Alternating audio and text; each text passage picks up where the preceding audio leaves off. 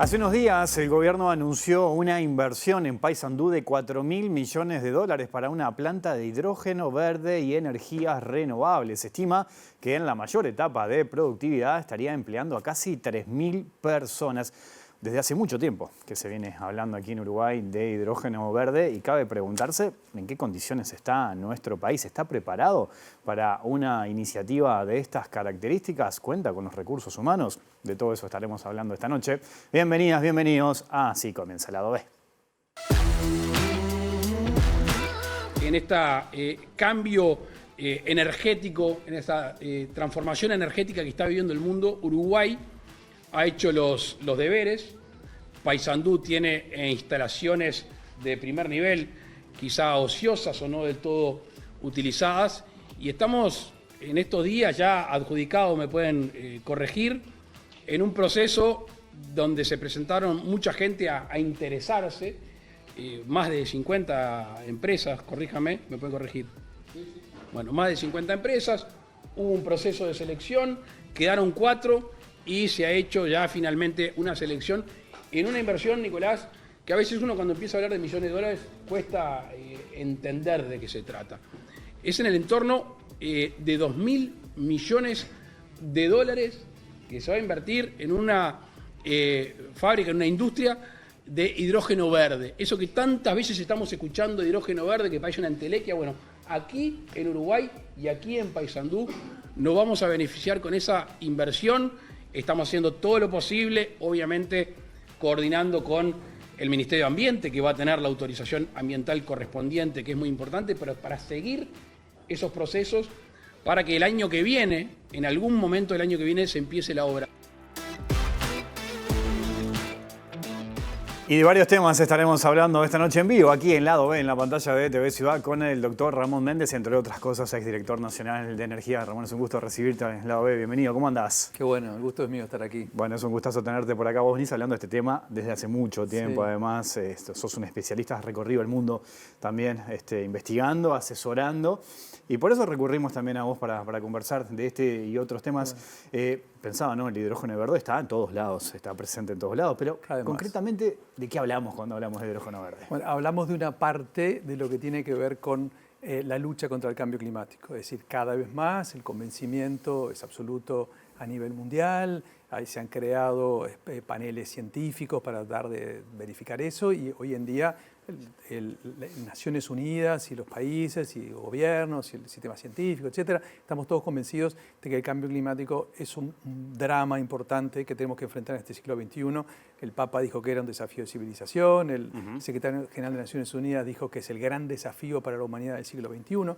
Entonces, el hidrógeno verde lo que nos permite es complementar el uso de las energías renovables para generar electricidad, teniendo otro combustible verde, el hidrógeno verde, que lo que nos permite es de alguna forma desplazar el petróleo en el transporte, en calor industrial en determinadas industrias, o incluso que nos permite llevar energía a distancia, es decir, podemos producir hidrógeno verde en ciertos países para llevarlo a otros y para transformarse en energía útil en el país de destino.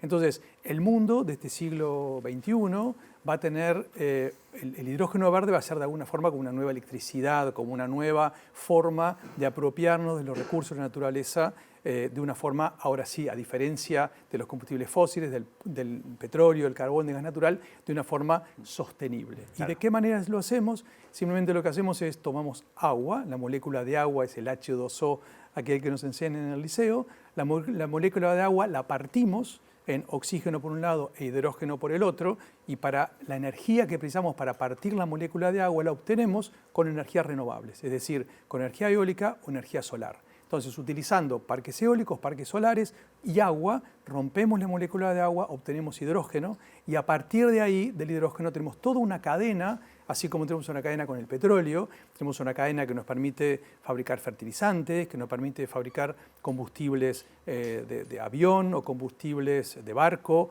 o combustibles eventualmente para automóviles, y todo eso a partir de la generación de este hidrógeno verde. Claro, digamos que se produce el hidrógeno verde a partir de energías renovables, ¿no? Claro, exactamente. Ajá. Y pensaba que se utiliza más que nada también en el transporte, ¿no? Sí, por supuesto. En el transporte es importantísimo. En el futuro, en las próximas décadas, va a ser la combinación de la electromovilidad, es decir, la movilidad en base a energía eléctrica producida con energías renovables, y el hidrógeno verde fundamentalmente para transporte de más larga distancia, trenes, en fin, y sobre todo a partir de derivados para barcos y para aviones. Claro, digamos que nos permite independizarnos del petróleo, ¿no? En cierta medida. El objetivo fundamental es independizarnos del petróleo.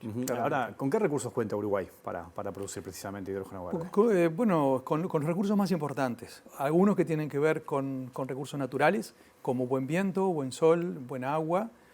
Otros que tienen que ver con recursos humanos, es decir, buenas capacidades humanas y experiencia en relación al tema, ya más de 15 años liderando de alguna forma a nivel global los temas de energías renovables, pero también cuenta con la seguridad jurídica, la seguridad social, y eso también es muy importante, porque cuando viene alguien a invertir muchos miles de millones de dólares, se fija en qué país invierte, se fija si no le van a cambiar la regla de juego a lo largo de los años en que va a estar produciendo. Entonces, esa seguridad jurídica, social, esa estabilidad de Uruguay también es uno de los valores para poder generar este tipo de inversión. Ahora te escucho, vamos a ir al tema del agua porque es importante, obviamente, Claro. porque mencionaste lo del agua, pero te escucho de esa estabilidad política, ¿no?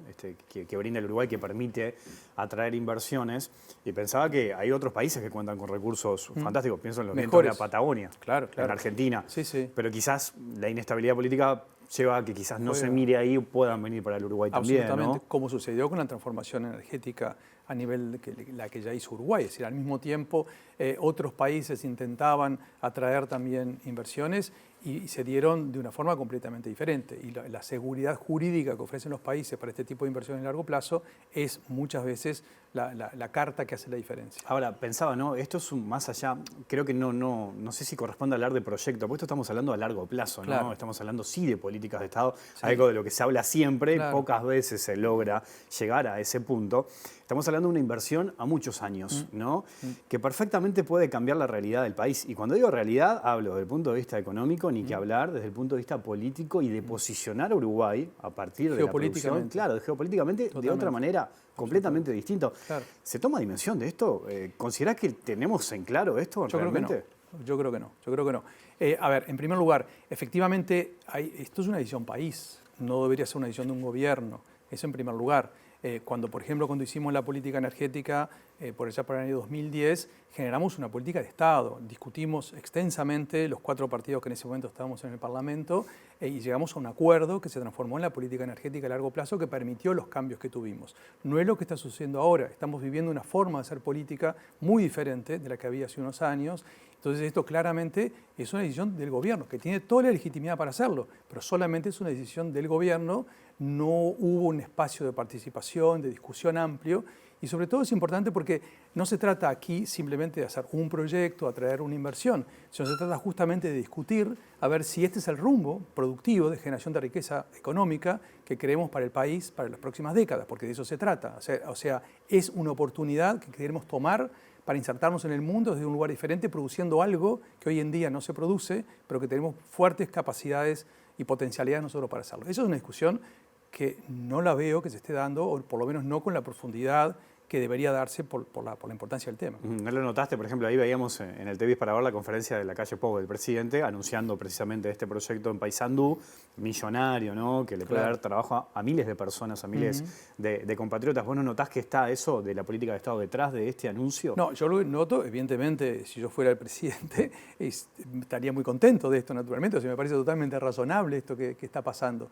Lo que sucede es que no veo la discusión por detrás de este tema, no veo el análisis, no veo la mirada estratégica, la mirada a largo plazo y sobre todo, bueno, cuál es el modelo de país, cuál es el modelo productivo al que queremos ir, hasta dónde vamos a seguir dependiendo exclusivamente de la producción de commodities, de alimentos, cuándo va a empezar de alguna forma a ganarnos la producción de alimentos sintéticos. Hoy ya en día una hamburguesa sintética que valía $200 hace unos años ahora vale $20 y los catadores no distinguen el gusto entre una hamburguesa sintética y una buena hamburguesa de carne natural. Entonces, bueno, ese es el mundo en el que estamos yendo. ¿Por cuánto tiempo más vamos a pensar que seguimos vendiendo las vaquitas que tenemos hoy en día? Y lo mismo pasa con otra producción de commodities a partir simplemente de recursos naturales sin agregarle valor. Entonces, si no agregamos valor a nuestros recursos naturales, es muy difícil que podamos competir en el mundo del siglo XXI. Y precisamente sobre este proyecto, ¿estamos en condiciones de llevarlo adelante? Bueno, en condiciones, a ver, es una empresa extranjera que viene, que propone y que tiene, sin ninguna duda, como son muy buenas empresas estas, que tienen la capacidad de llevar adelante estos proyectos. La pregunta es si nosotros estamos en condiciones de generar las condiciones en el país, valga la redundancia, para que esta cosa suceda. Por ejemplo. Bueno, por ejemplo, las regulaciones necesarias de seguridad, para el transporte, para la calidad, para temas laborales, o sea, seguridad laboral me refiero, por ejemplo. Apuntás a la cuestión jurídica también en esto, ¿no? Lo jurídico ni que hablar, estamos hablando de contratos de largo plazo, donde los contenidos de esos contratos se juega muchas veces absolutamente todo. La cantidad de recursos humanos necesarios para desarrollar toda esta industria en el país. Entonces, esas son discusiones que llevan tiempo, que se están dando, pero se están dando al mismo momento que se están haciendo las cosas. No quiero decir que no haya que ponerse a hacer las cosas de ninguna forma, pero lo que quiero decir sí es que estoy viendo que vamos un poco lento, que tenemos que realmente plantearnos muchas más cosas para generar las condiciones para que efectivamente, si queremos ir para ese camino, tengamos las condiciones para hacerlo bien, en base a nuestras propias decisiones nacionales. Ahí está, lo mencionaste al pasar ahí. ¿Qué pasa con los recursos humanos? ¿Hoy contamos con recursos humanos en el país para poder atender esto? Bueno, justamente hay una comisión ahora del CONICYT, del Consejo Nacional de Ciencia y Tecnología, que está analizando los faltantes de recursos humanos como para poder ejecutar lo que el gobierno definió como la hoja de ruta del hidrógeno verde para las próximas décadas. Nuevamente, una definición del gobierno, que tiene toda la legitimidad para hacerlo, pero que no fue analizada globalmente como me parece que podría ser más interesante hacerlo. Se está haciendo, en este momento se está analizando cuáles son los faltantes de recursos humanos que tiene el país, de todo tipo, como para poder desarrollar toda la cadena del hidrógeno verde. Por ahora eso no lo tenemos como país. Vayamos a algunos aspectos técnicos, ¿no? Sí. ¿Cómo se exporta? ¿Cómo se traslada, por ejemplo, el hidrógeno verde? Bueno, el hidrógeno seguramente no se va a trasladar porque el hidrógeno es muy volátil, tiene una cantidad de dificultades, seguramente se va a transformar en amoníaco y es el amoníaco lo que sí se va a trasladar y luego se vuelve a transformar en hidrógeno una vez que esté en destino. También se puede producir derivados de ese hidrógeno verde, como por ejemplo fertilizantes, que serían fertilizantes verdes, orgánicos y por lo tanto sin pasar por emisiones de gases de efecto invernadero. También se puede generar, como decía, bioetanol, que es combustible para el funcionamiento de navíos, de nueva generación de navíos, o jet fuel, es decir, combustible para aviones. Todo eso es lo que se puede generar a partir del hidrógeno. Entonces, en función de cuál sea el producto final, es lo que se va a trasladar. Se traslada un fertilizante, un combustible para barcos, un combustible para aviones o eventualmente amoníaco, simplemente para exportar y que otros países puedan tener hidrógeno verde y con eso generar electricidad, generar calor y generar otro tipo o para trasladarse para vehículos. ¿Y qué pasa con el almacenamiento, por ejemplo? ¿Es costoso eso también? Bueno, todo ese tipo de cosas son las que no tenemos en Uruguay regulaciones, no tenemos en Uruguay análisis profundos del tema, pero seguramente no se va a almacenar hidrógeno, justamente por eso, porque es muy volátil, se escapa de cualquier recipiente el hidrógeno, pero sí se puede almacenar, bueno, en particular amoníaco, si lo que se quiere exportar es hidrógeno, y eso, bueno, hay una cantidad de tecnologías que están en proceso de desarrollo, es decir, esta es una cadena industrial que está en proceso de desarrollo donde ni siquiera el mercado es claramente existente todavía. Hoy en día, producir hidrógeno verde es mucho más caro que producir hidrógeno mediante otros compuestos. O sea, por ejemplo, con gas natural, o que lo más usual, es más barato hacerlo con gas natural, pero el futuro está hacerlo con hidrógeno verde. Pero hoy no existe el mercado mundial para hidrógeno verde o para derivados del hidrógeno verde. Se está creando. Entonces es un proceso que está en desarrollo desde el punto de vista tecnológico y también desde el punto de vista del mercado, ¿no? Del modelo de negocio. Claro, hoy hablábamos del viento, hablábamos del sol y hablábamos del agua. Y seguramente hay gente que nos puede estar mirando y dice, che, con el agua justo en este momento, claro, ¿no? ¿Qué puede estar pasando? ¿Qué pasa allí con el agua? Bueno, ese es un tema central, absolutamente. Sí, y ese es también seguramente uno de los grandes faltantes que tenemos en Uruguay. En Uruguay, cuando llega un nuevo gobierno, tiene una cuenta económica, tiene un presupuesto, sabe lo que va a entrar, entonces lo que puede salir, tiene una cuenta en recursos humanos, sabe los recursos humanos con los que precisa para hacer lo que quiere hacer, y si no, si tiene que formar gente o contratar gente, pero no tenemos una cuenta ambiental en Uruguay. Es decir, no tenemos una evaluación de lo que contamina, de lo que impacta sobre el ambiente, toda la producción nacional que tenemos y tampoco lo que eventualmente puede dejarle al ambiente como positivo las actividades humanas que desarrollamos. Eso no lo tenemos. Entonces, cuando miramos este proyecto, deberíamos compararlo de alguna forma con otras actividades humanas que hacemos los uruguayos en nuestro territorio. Por ejemplo, efectivamente este proyecto va a consumir agua potable. Agua potable, no, agua dulce, debí decir justamente. Esa es una primera diferenciación que tenemos que hacer. Estos proyectos no consumen agua potable, consumen agua dulce. Y el agua que se potabiliza es una parte ínfima del agua dulce que tienen los países. En Uruguay es mucho menos del 1% del agua dulce disponible lo que se termina potabilizando. Aparte, precisamos agua potable en ciertos lugares y mientras que podemos tener agua dulce para producción de diferentes tipos en otros lugares del país. Entonces, esto es agua dulce, no agua potable. Ahora, ¿con qué podemos comparar los 13, 14 mil metros cúbicos por día que consume una planta de este tipo? Bueno, esto es más o menos lo que consumen unas 300.000 vacas, ¿no? Uno dice, wow, 300.000 vacas, sí, cada vaca consume alrededor de 40 litros por día, más o menos lo que consume unas 300.000 vacas. Sí, pero hay 10 millones de vacunos en Uruguay. O sea, habría que tener 30 plantas como esta para tener el consumo de agua que tiene todo el rodeo nacional. Entonces, bueno, comparemos los consumos de agua de diferentes tipos de producciones a nivel nacional. O comparémoslo, por ejemplo, que es más extremo todavía, con la cosecha de arroz. El consumo de agua de esta planta por día, 13, 14 mil metros cúbicos por día, equivale al consumo de unas 500 a 600 hectáreas de arroz. En Uruguay se plantan 130, 140 mil hectáreas de arroz. O sea, habría que tener 300, 400 plantas como esta para llegar al mismo consumo de agua dulce que tiene una cosecha anual de arroz. Entonces, comparemos con diferentes generaciones de riqueza y efectivamente, si nosotros exportamos hidrógeno verde o amoníaco o diferentes productos, vamos a estar exportando agua, pero cuando exportamos carne o cuando exportamos arroz, también estamos exportando agua, porque estamos tomando los recursos naturales disponibles en nuestro país para producir la riqueza que eventualmente una parte de ella la exportamos. Entonces, ahí vuelvo a lo que decía hace un rato, tenemos que ver la cuenta ambiental. De las diferentes formas de generación de riqueza que tenemos en el país, cuánto le pedimos, qué recursos naturales tomamos de la naturaleza y que en función de eso, bueno, hagamos un equilibrio. Esta capaz que consume un poco más de algo, pero genera más puestos de trabajo, genera mayor riqueza económica, es posible en lugares del país donde están más deprimidos. Esta capaz que no aporta todo eso, pero consume menos agua, consume menos recursos naturales. Entonces, ese es el equilibrio que nosotros no tenemos en el país. No tenemos un análisis de la cuenta ambiental de lo que efectivamente consumimos con diferentes formas de producción de diferentes bienes y de diferentes servicios en el país. Y eso lo tenemos que tener, porque si no, ¿cómo tomamos decisiones de este tipo? A mí me deja tranquilo que esta planta en particular, consumo de agua comparado con otra forma de generación de riqueza en Uruguay, consume poco, porque el número parece muy grande, pero si lo comparamos con la producción de carne o la producción de arroz, consume muchísimo menos. Ahora, ¿cuál es la cuenta global que hacemos? Y eso es lo que tenemos que pensar, que tiene que ver con nuestro futuro, con nuestro modelo de desarrollo del siglo XXI, con nuestra inserción en el mundo en el siglo XXI, en el mercado global del siglo XXI, y a partir de ahí analizar cuál es nuestra forma de generar riqueza con el menor impacto ambiental posible. Es interesantísimo ese punto porque volvemos a lo que conversábamos recién, ¿no?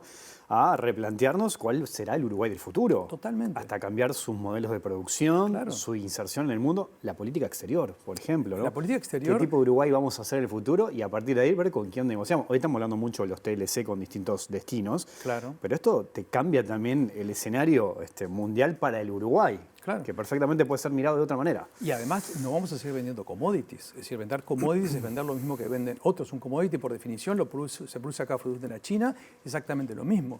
Lo que tenemos que tender a hacer es agregarle valor a nuestros recursos naturales. Entonces, cuanto más tengamos en la cadena productiva, más agregado de inteligencia, más agregado de conocimiento, más agregado de recursos humanos, de trabajo uruguayo, vamos a estar pudiendo exportar o pudiendo generar como riqueza. Entonces, esas son las discusiones que tenemos que tener. ¿Cómo hacemos para generar la mayor cantidad de riqueza en un mundo que lo que demanda son productos cada vez más diferenciados y que tengan el menor impacto ambiental posible? Y esa definición, esas discusiones son las que a mí me parece que deberíamos tener antes de resolver inversiones de 4.000 millones de dólares. Que me dirán, ¿y se hizo en los años anteriores? Capaz que no tanto como se debía haber hecho. Pero una cosa era la realidad del Uruguay hace 10 años, hace 15 años, incluso hace 5 años. Hoy en día tenemos que pensar en subir un escalón más y autoexigirnos más de lo que nos podíamos autoexigir hace algunos años. Hoy en día tenemos la obligación de plantearnos cuál es la cuenta ambiental, cuál es el modelo de desarrollo, cuál es la mirada estratégica del Uruguay, donde queremos estar en 2050, en 2060, y cómo va a ser ese mundo en el cual vamos a tener que insertarnos. A la hora de pensar en nuevos socios, futuros socios comerciales, pensaba, ¿no?, en tema de hidrógeno verde, que es Japón, Corea, algunos países europeos, ¿no? Fundamentalmente para nosotros más los europeos, toda la cadena, si vamos a producir combustible para barcos, toda la cadena de puertos oceánicos en el Atlántico, y sobre todo es mucho más fácil para proveer de derivados del hidrógeno verde a Europa que a Japón o a Corea, que son demandantes, pero seguramente van a ser países del Pacífico, como Chile, claro, o eventualmente algún país, Panamá, o eventualmente incluso la costa oeste de Estados Unidos, más chance de que que proveamos nosotros. Hacemos una pequeña pausa y seguimos conversando. Ya sigue el lado B aquí en la pantalla de TV Ciudad.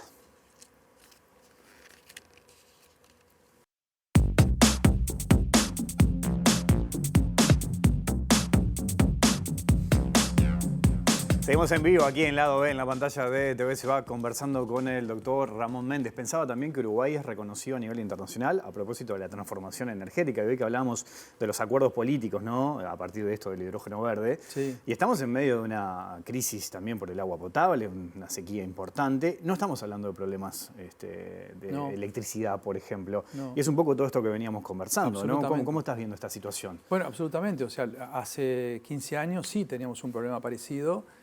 Yo cuento la anécdota de cuando llegué a la Dirección de Energía, había una caricatura de un chamán, de un indio, van danzando la danza de la lluvia y diciendo lluvia ven, un poco en broma naturalmente, pero no había mucha opción. Y bueno, ahí nos sentamos, trabajamos, generamos ideas de largo plazo, generamos acuerdos multipartidarios e hicimos las transformaciones, invertimos y pudimos hacer las transformaciones. Eso es lo que está faltando de alguna forma en este momento con el agua, llegar a acuerdos de largo plazo, acuerdos entre todos los partidos políticos, escuchando la opinión técnica y no decisiones simplemente políticas por alguna razón, aceptando que la razón no la tiene uno solo, sino que hay que construirla colectivamente y tomar decisiones, ¿no? Y ir adelante esas decisiones y no cambiarlas cuando cambie un gobierno. Creo que esa fue la gran diferencia que nos permitió hacer una transformación que efectivamente no solamente atrajo 6.000 millones de dólares, que permitió reducir el costo de la generación de electricidad en Uruguay en más de 500 millones de dólares. Lo digo de nuevo porque es un número que no se repite lo suficiente.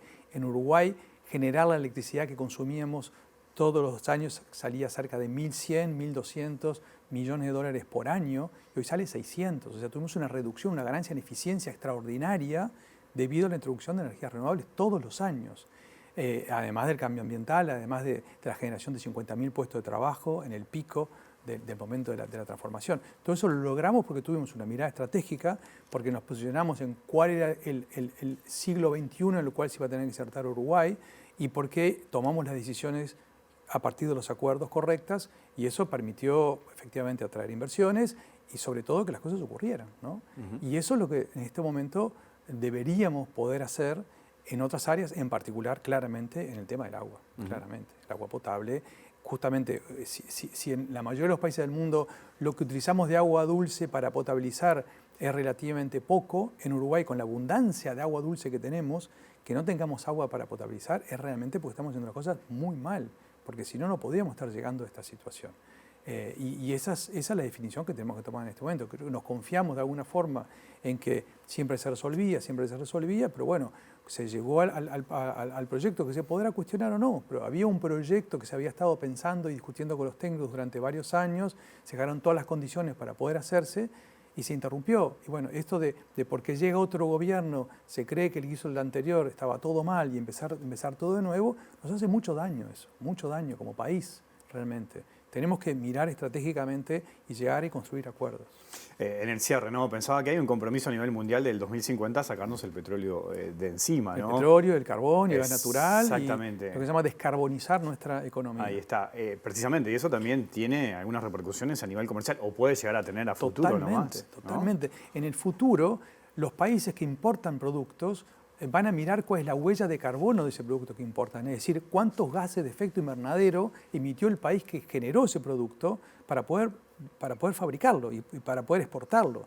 Entonces, los países que no tengamos una huella de carbono baja en nuestra economía, vamos a tener serias dificultades para colocar nuestros productos. Mucho más importante que los TLCs o ese tipo de tratados que hoy existen en el comercio mundial de hoy en día. El comercio mundial del futuro, del siglo XXI, lo que va a tener es la huella de carbono como tema fundamental para las barreras arancelarias que se van a generar dentro del comercio mundial. Esas son las cosas que nosotros tenemos que pensar estratégicamente y en el modelo de desarrollo que ideemos y que acordemos como país con sus cuentas económicas, con sus cuentas de recursos humanos, pero también con sus cuentas ambientales, es lo que va a ser la diferencia entre poder insertarnos en el siglo XXI o quedarnos afuera. Ramón, te agradezco mucho tu visita esta noche aquí a la OE. Fue un placer, muchas gracias por la conversación. Hasta la próxima. Nosotros nos vamos, volvemos mañana después de las 20 horas. Que pasen bien, chao.